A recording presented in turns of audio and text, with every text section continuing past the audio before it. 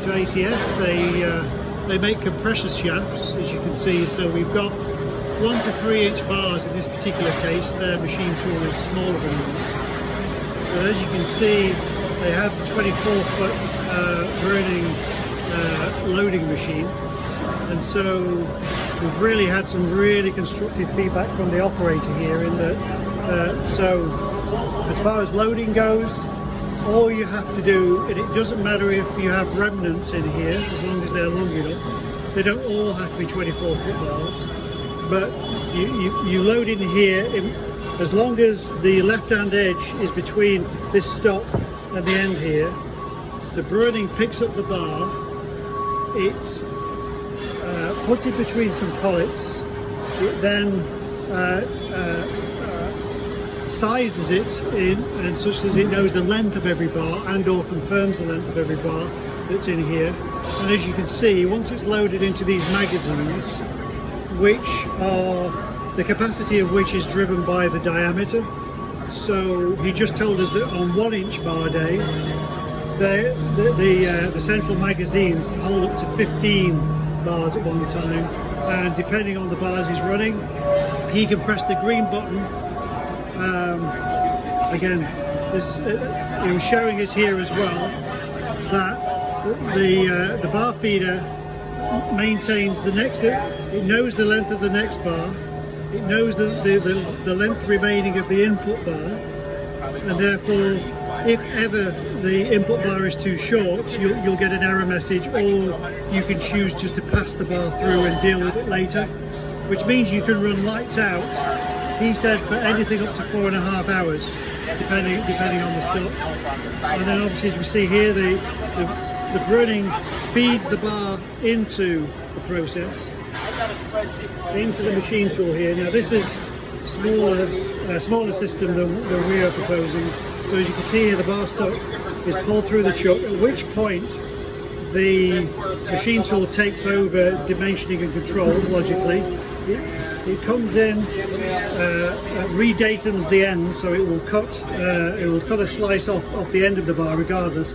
That's really about cleaning up and redating. Once we've done that, the machine tool feeds the bar through. It's pulled through by the right-hand chuck primarily, and in our case we would have a steady rest and a flexible V-axis so that we can machine both ends.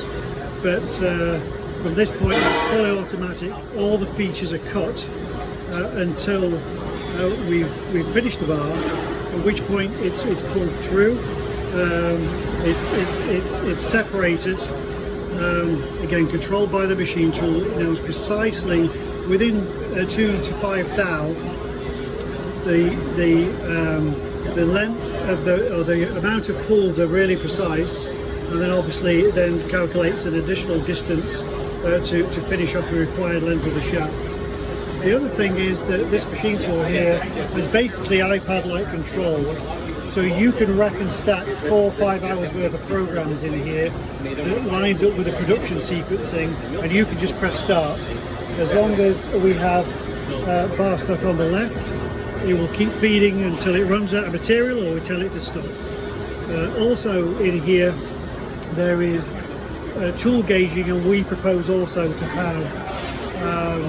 have part gauging as well, such that we can calibrate tool wear against part dimensions and automatically program any offsets. And then we come through the other side here, and this is the output bar. So as you can see in here, hey Gunnar, could you just open that for me a second? So as you can see here, the finished bars come through the right hand side here, and we've got a combination of finished bar stock. Again, you can see slot detail in here similar to ours.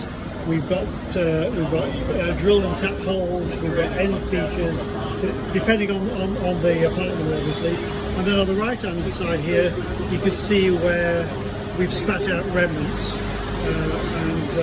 Again, there's a couple of stations on this, so when you're walking away, once the left hand side becomes full, the Browning feeder will then index the next lot of parts for the finish to the right hand side here and fill that up. Again, once the outbound's full, obviously the machine tool will run a warning light. In terms of features being cut, again you can see here, in addition to slot length and chamfer features in this particular one, the machine tool also scribes the part number on the end. So again, part recognition is not an issue at all. And there we have it. So that's pretty much the pruning system load fed through the multi-chuck, multi-axis lathe to the outbound side where we have finished bar stock. So.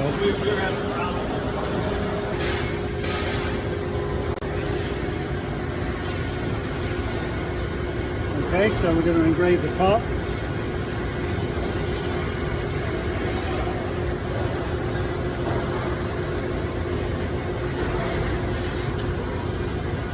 Now it's going to set your length for your key. Okay.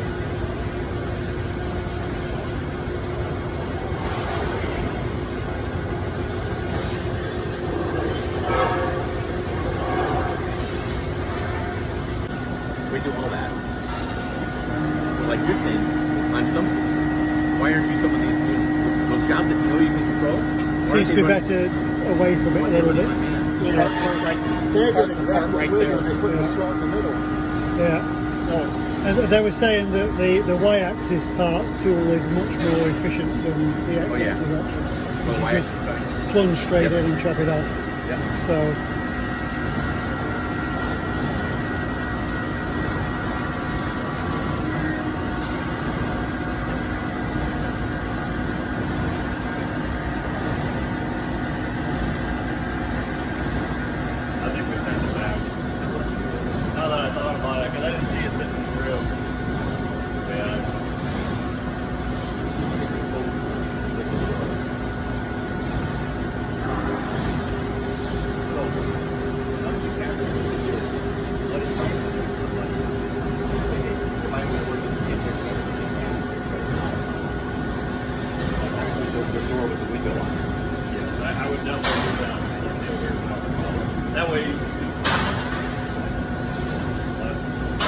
Yeah, so we definitely would put an air blowing window on there, or actually even put a GoPro camera in there so we could see the part being made.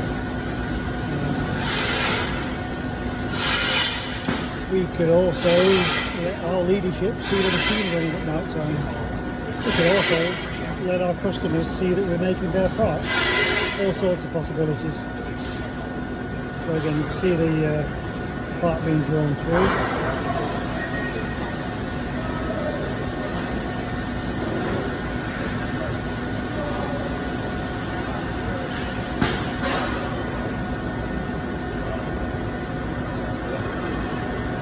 The operators told us that this is a new part, so they're running this at about half speed probably, so